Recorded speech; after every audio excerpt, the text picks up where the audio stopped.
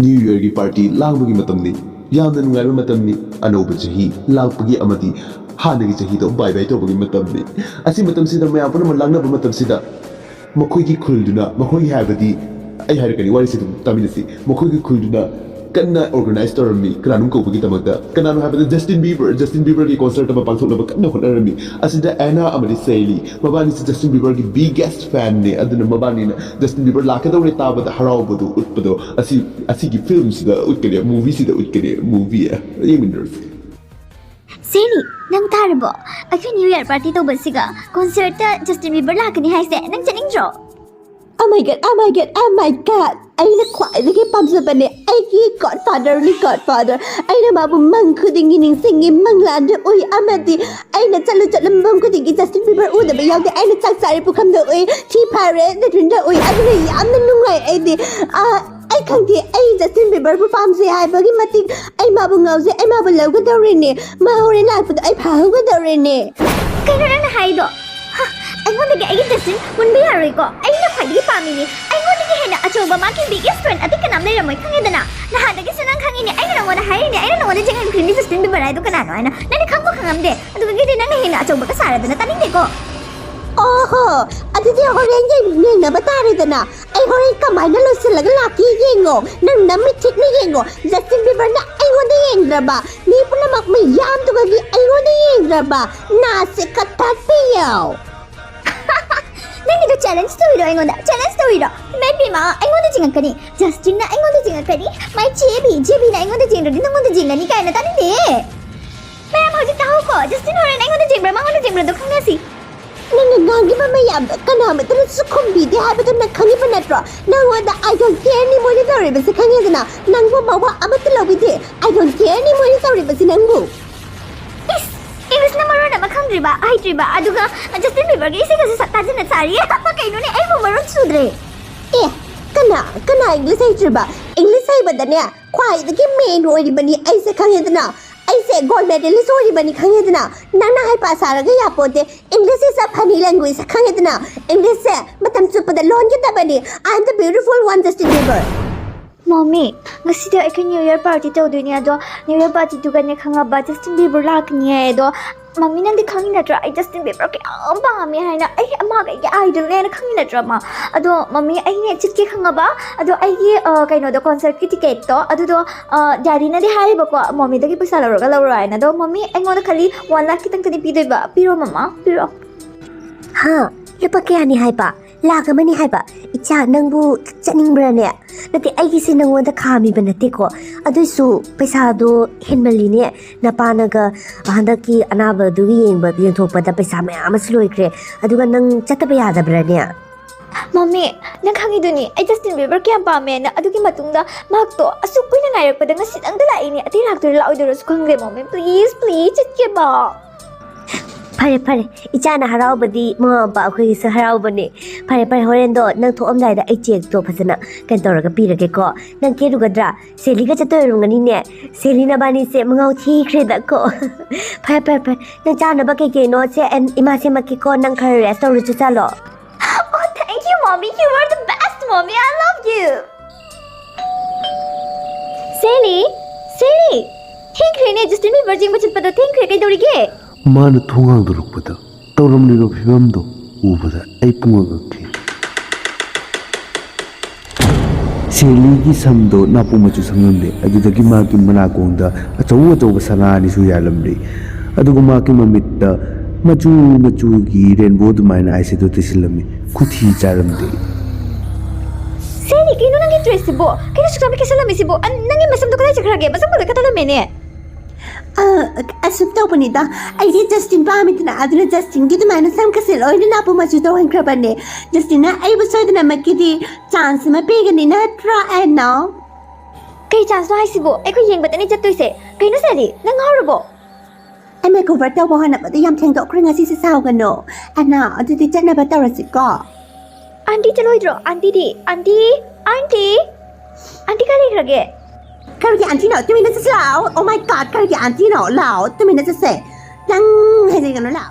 asing mahayo na ano, nagsisay Justin Bieber na ay busoy na makimagi talo na pusan ka ni habi to nang sing labra ay makeover sa kamay daw nga siya na pasaramali ay se na hanggang di sam na mura pa ni haba nga si ay na yang kang taysa laga hekta na pumansuhan man ni haba ko yung yang kang daw ay panama loy to ka laban ni ato ka ay Justin Bieber na suot na maki kaya ni accept daw ni ko Sally, nung wala accept ba di kang dito sunang ginasak ko yan nagkizay ay bahay na Justin Bieber na kahit gahin na din asto da Nanahay na kailangan na I don't care ka nga ba I don't care Nanahay na kailangan na matatad Justin nahay na raga Amay Sebi nahay na raga Loire Oh my God nanahay na ba mataw sa tadi ay lesbian na tikang ito na nang kahit ay nung sinagaday natin ay Justin na ningawar sa at may nataw Nasi di misi yang de tedi Justin se kamanita na uran ni habada ay tomta na ay wanda uba palaga ni ay nakaliba ay konsen sa tabada ay makeover se uba Justin so ito pa sila kani haba ay thase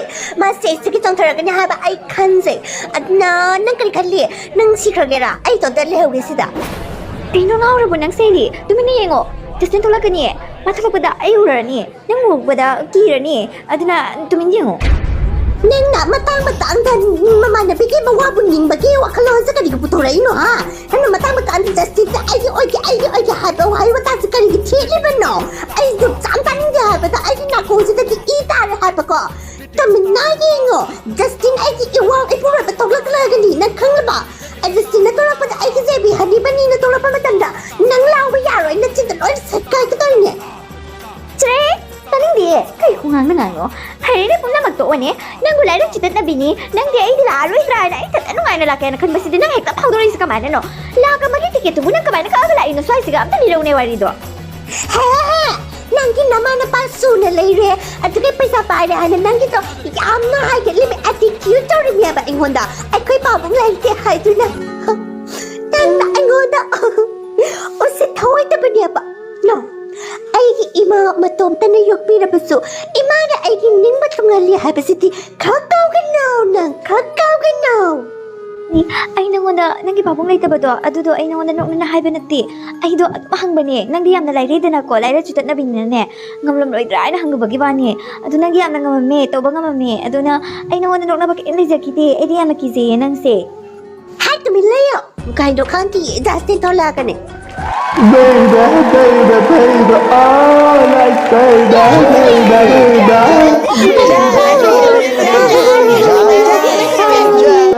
Lang mo kay na Sally natado na akong do patok na tawo Justin na te sa Jasmine ne may manano ba Ano ni siga baharaw dala na big fan ni kaya na masakok hang bangam da ba mami is Korea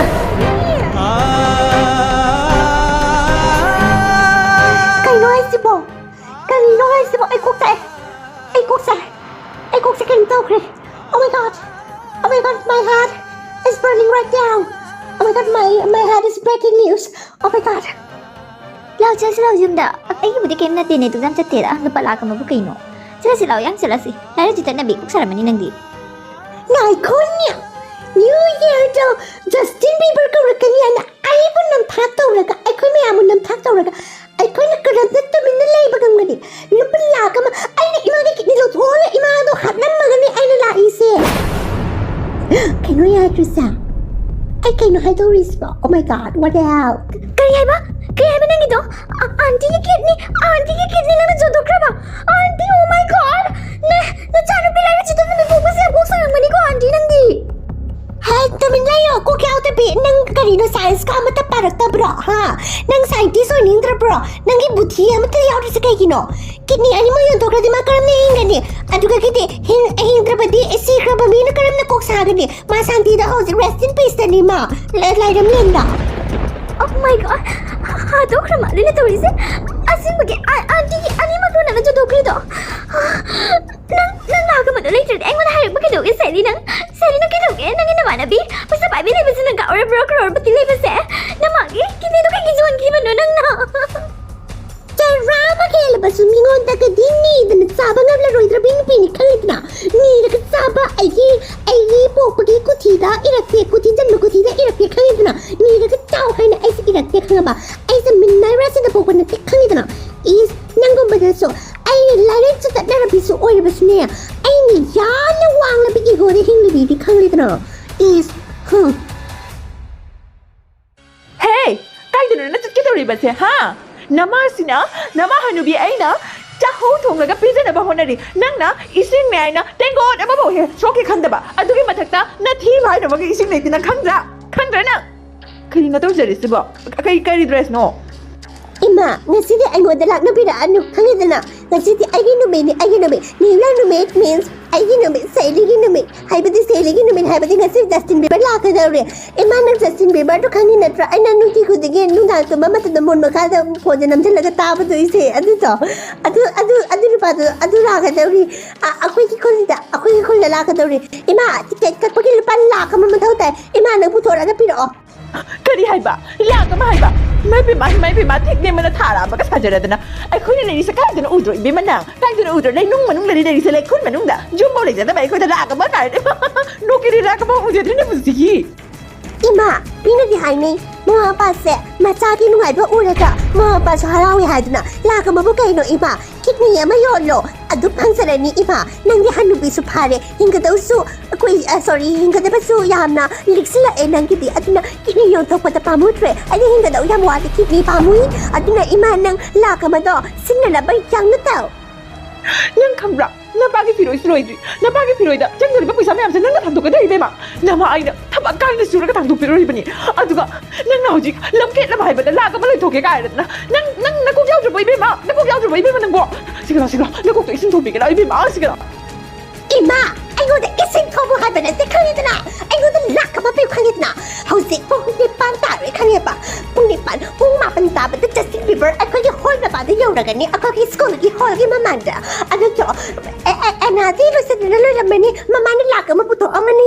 Ay giti kadai. Saru sarang barat talaga bi ay di laka ma puto pangamdian ay nananok na to ay khange. Justin Bieber mana mun krugati. Ay naman ka to rin ni ima. Handa ki matal sa nan thokpiyate ima yang na laka ma bi. Ibe ma. Kung yaw jbo nang bu. Laga mo to pinaga Justin Bieber do nang yore ne khali bro. Justin Bieber do nang minak nang ni ba obi ka dro. Nu pa ba to su koi ba khang jbo nu pinang na. Nu sak na ma thig di ba. Laga ma pinaga chala ga su miyam ma mang ga miyam marak to ka nang ni mang ro ni na Justin na mo na ubo ro ni. Jebi de nu pa ba ka. Jebi de nu pa ba ka. Adia! Kanino na ito mo yung ma? Hanbiya! Nawasi ka, hadun ipasi ka, hadun nagsabi na napami ba? Na ay di iwaman bigyaro ima, na ay iwaman bigyaro, sorry, iwaman bigyaro. At si ay naman da hao jit kinilaw to patali, na hato patali, ay nakahit na, hao itong sila, ay patado, ay na imabuhat pa natin. Ay Justin Bieber unang bagi na mata, nalupalaga, malaway dapat imabuhat pa ne. Hey, nanalaga malawag kita Lanjut tu mina mabu hatung na dora ka hosi wati wari mga ganun ko. Tumina layo mi pero hatung nari. Ay sa tumalo. No way! Haibati, lambi laitre! Amata, lambi laitre! We, no! We laitre! Like, share and subscribe.